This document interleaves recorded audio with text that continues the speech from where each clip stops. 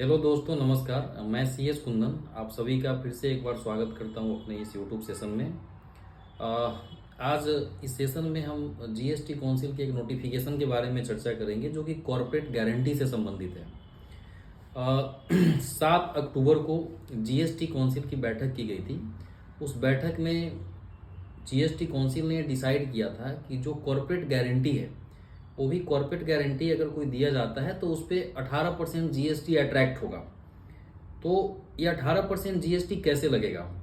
तो इसमें जो 26 अक्टूबर को जो नोटिफिकेशन नोटिफाई किया गया जीएसटी काउंसिल के द्वारा, उसमें ऐसा बताया गया कि अगर कोई होल्डिंग कंपनी या पेरेंट कंपनी अपने सब्सिडियरी कंपनी को अगर गारंटी देती है, जैसे अगर मान लेते हैं कोई सब्सिडियरी कंपनी है जो बैंक से लोन ले रही है और उसकी अगर कोई होल्डिंग कंपनी या उसकी पेरेंट कंपनी अगर गारंटी देती है अगर उस सब्सिडियरी कंपनी के लिए, तो जो लोन अमाउंट होगा उस लोन अमाउंट का 1% हम निकाल लेंगे और उस 1% पे 18% जीएसटी अट्रैक्ट होगा।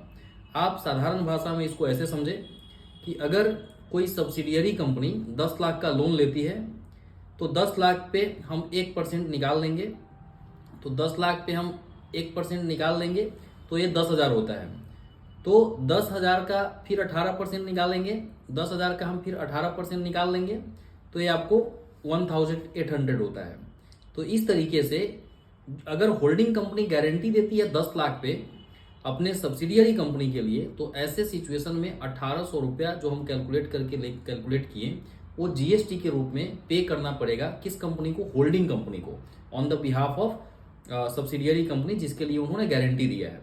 इसमें एक और बात उन्होंने कहा है कि अगर होल्डिंग कंपनी अगर कोई कंसिडरेशन चार्ज करती है from the subsidiary company, for example कि 10 लाख के लोन पे अगर 20,000 रुपया अगर होल्डिंग कंपनी सब्सिडियरी से लेती है तो इस कंसिडरेशन पे 18% जीएसटी चार्ज होगा। यानी कि जीएसटी काउंसिल का ये कहना है कि if any consideration charge by the holding company और 1% ऑफ द गारंटीड अमाउंट जो भी होगा और उस पर हम 18% जीएसटी कैलकुलेट करेंगे।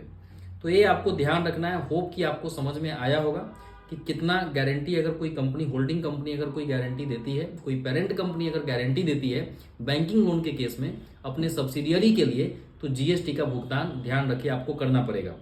इस 27 अक्टूबर से ये प्रोविजन लागू हो गया है पूरे भारत में। 26 अक्टूबर 2023 तक जिस होल्डिंग कंपनी ने अपने सब्सिडियरी के लिए अगर ऐसा कुछ गारंटी दिया है तो उन पे ये अट्रैक्ट नहीं होगा, एक प्रोविजन अट्रैक्ट नहीं होगा, लेकिन उसके बाद इन सब चीज़ों पे प्रोविजन अट्रैक्ट होगा। तो ये तो कहानी थी होल्डिंग और सब्सिडियरी कंपनी के लिए। लेकिन अब एक और बात है इसमें।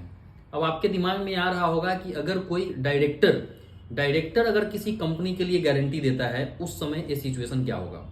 तो जीएसटी काउंसिल ने ये बहुत क्लियर कर दिया है कि अगर कोई डायरेक्टर, जिस कंपनी में डायरेक्टर हैं, अगर वो कंपनी के लिए अगर कोई गारंटी देते हैं बैंकिंग लोन वगैरह में, तो उस केस में उस पे जीएसटी अट्रैक्ट नहीं होगा। एक क्लियर प्रोविजन है कि अगर कोई डायरेक्टर इंडिविजुअल कैपेसिटी में गारंटी देता है कंपनी के लिए, then there is no GST levied on the such transaction.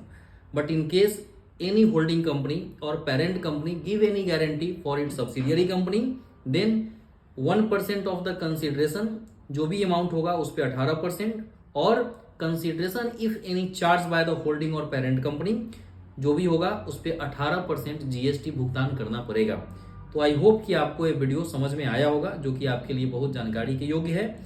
Still अगर आपको इससे संबंधित कोई जानकारी चाहिए, अगर कुछ आपको इसमें डाउट हो, कुछ अगर पूछना हो, तो आप मेरे कॉन्टैक्ट नंबर 6201045726 पे कॉन्टैक्ट कर सकते हैं।